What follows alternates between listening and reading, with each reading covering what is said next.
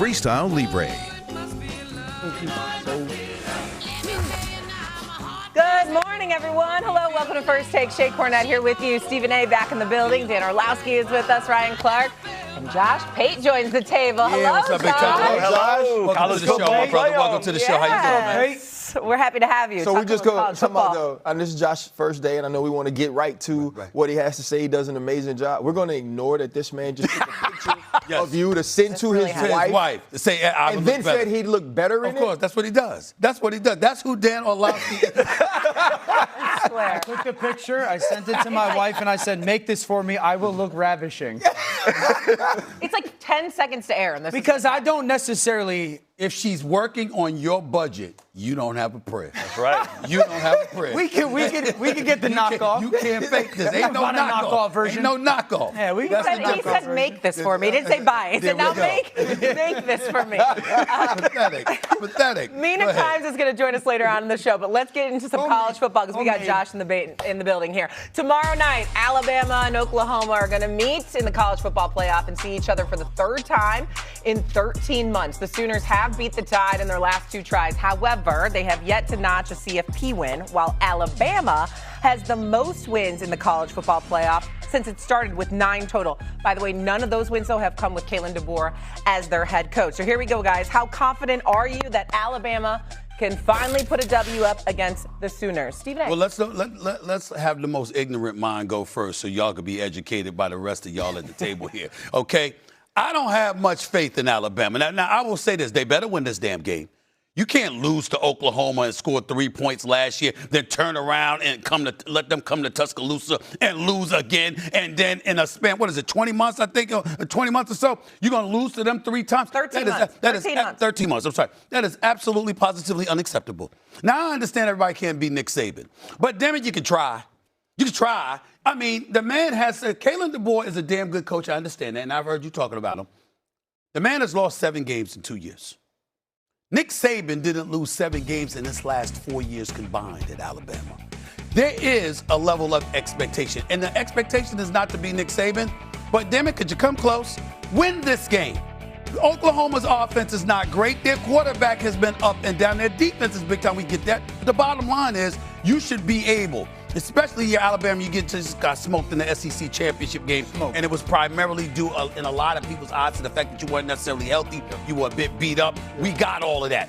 Well, you don't have that excuse now.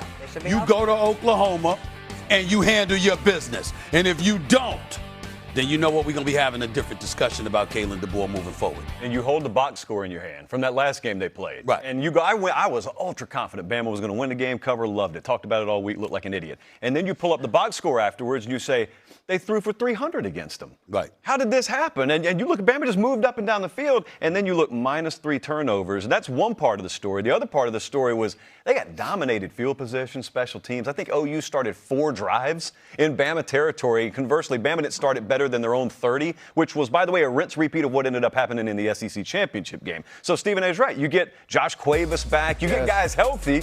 But at the same time, the price you pay is now you got to go on the road into Norman, Oklahoma at night, and you got to try and move the ball against a team that's just had 3 weeks to prepare for what has been a really, really inept offense down the stretch anyway. I feel like 20 points may win this game. It's going to be a rock fight, but I agree, man. The sentiment's there for a reason. You got to win the game. This is the all nostalgia bowl, though, right? Like Oklahoma, this ain't Barry Switzer and them walking in to play this game.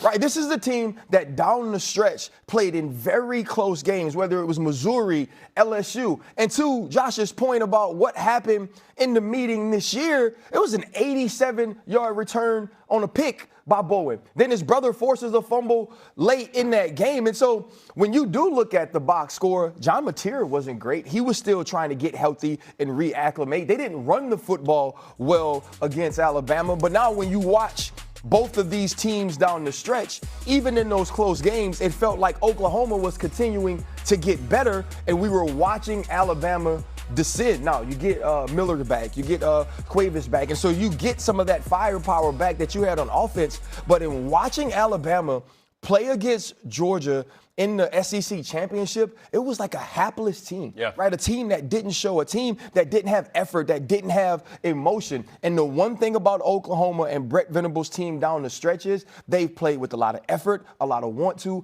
a lot of desire. And so I have a lot more faith in what they can be and what they can do in the playoffs than Alabama. I'm taking Oklahoma. This is a top 3 defense. I understand it's not Barry Switzer's OU, but this defense can go now. This is a defense, and you talk about who scores 20 or can you score 20. I think OU's given up 30 once this year. Ole Miss, Alabama's offense and Ole Miss's. I think they've given up 20 4 times. So this is a defense that you know, Alabama's not scoring more than 20 points in this game.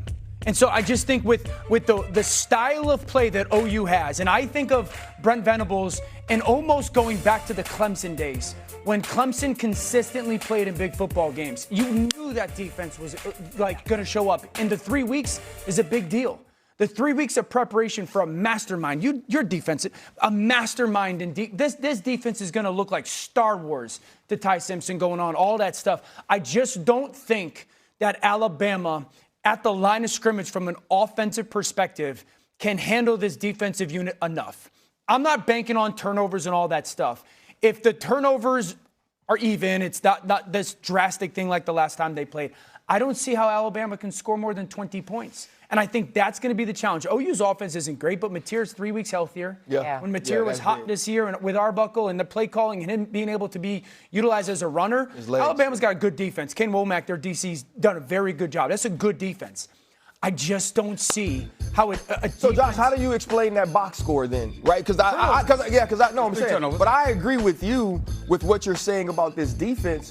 But also, statistically, they actually ran the ball decently. I mean, I think they lead in rushing at like 60 yards. They threw for over 300 yards. Bama? How was Bama able to move the ball like that, and why does that change so much in this meeting? I'm going to tell you, just watching them, and it doesn't really even take an advanced perspective to think this, they feel like such a tightrope walk offensively. Like A&M and Miami are playing this weekend. They feel like Swiss Army now. A little more margin of error. They just got so many things they can do. Bama feels like they're walking a tightrope, and anything that goes any which way, you just fall, you crash and burn, i.e. the SEC championship game. But they had guys healthy for Oklahoma. Jam Miller, you know that Bama may not run the ball down your throat this year, but receiving the ball out of the backfield, that's been a huge part. And it just felt like by the time they got to the Georgia game, all the branches have been ripped off the tree, and it was pretty bare at that point. But the problem with that Georgia game, they had something to play for. Alabama wasn't a shoe into the CFP. They had to, we thought, win that game in order to get into the CFP. That obviously wasn't the case. But there was a lot riding on their shoulders. So for them not really to show up in that game, now I know they had a lot of injuries,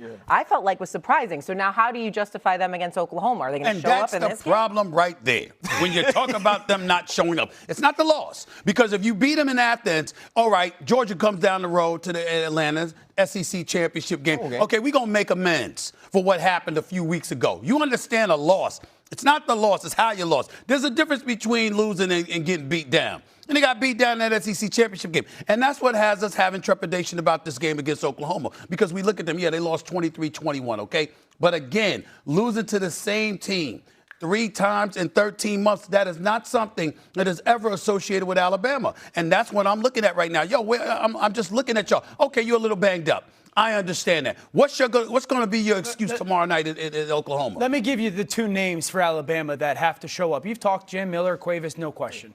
I think Ty Simpson has the chance to play himself to a top 10 pick. Oh, wow. I think he's a first-round quarterback right now. I think that's a lot. That's a lot of faith right there. I don't know. He absolutely, amongst the class, I agree. He absolutely has the chance to play himself into a top 10 pick, and it would start against a defense.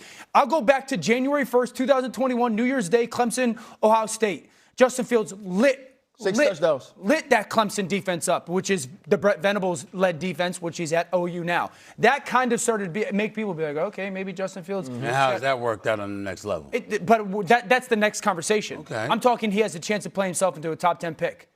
The best player in college football, in the college football playoff, is Jeremiah Smith, the wide receiver at Ohio State. He would be the number 1 pick in the draft. The guy that was lockstep with him last year at this point, so different. Ryan Williams, who's also one of those young star wide receivers. 67 times they threw him the ball this year. He's at 9 drops. That's bottom 3 in college football. And a lot of those drops are down the field. You're not going to beat OU unless Ryan makes some of those plays that kind of grew accustomed to him doing last year. And you're not going to beat OU if he drops the two or three throws down the field this year. But that was what was wild about last week, though. It felt like he was coming back. He touched right. it. You had the jet sweep where he spin moves and gets out of bounds. Like you were starting to see some of those things we saw last year against with Jalen Milroe against Georgia. Right, the catch, the stop, and now we accelerate down the fild. And then he gets the fade ball, which is an easy catch. Right. For any wide receiver. And for a talent like him, that's something you see the Odells and those guys who have the hands, Jamar Chase, catch the ball from away from his body, and he gets to his chest and he drops it. How much confidence do you have to keep going to him? Because you are going to need one of those players to step up and to be able to win. And if you're Kalen DeBoer, like at some point, you are coaching for your job. The way that this season finished, the way that you looked against Georgia, people like me in particular believing that Notre Dame deserved the spot ahead of you, so did this IU alum as well. And so now you're looking at this game, and if this team doesn't show up, it's not about just not winning. If this team doesn't show up, you talk about the ghost of Nick Saban, there are going to be some of those conversations even this late into the season. The other thing that I will add is this. We're going to, listen, Kalen DeBoer talk about how happy he and his family are in Alabama. That's going to change. That's going to change. That's going to change. He lose out there. He lose this game. It's going to change. Trying to tell you, these people ain't playing now. They don't want you happy now. They don't want you happy when you're walking around. So let's get that out the way right now. Let's make sure we understand what's at stake. You were talking about how you place a call to Kalen DeBoer. If you're Michigan, you absolutely do that or whatever. Yeah, you know what? He might want to place a call. He lose this damn game. He better not lose. So he better not lose. Me and Dan were talking this morning. I mean, he said, don't the Bama fans just want him out of there if he loses? And I said, if they didn't know there was another suitor at the door, I think it would be normal Bama outrage if they lose the game. But there's been this knock on the door lately down in Tuscaloosa, and it's Michigan. And he's put out a statement, has Kalen DeBoer. And he's said in his press conferences all the right things. I'm really fascinated. If they win this game, it's a moot point. If they lose this game, I'm really fascinated to see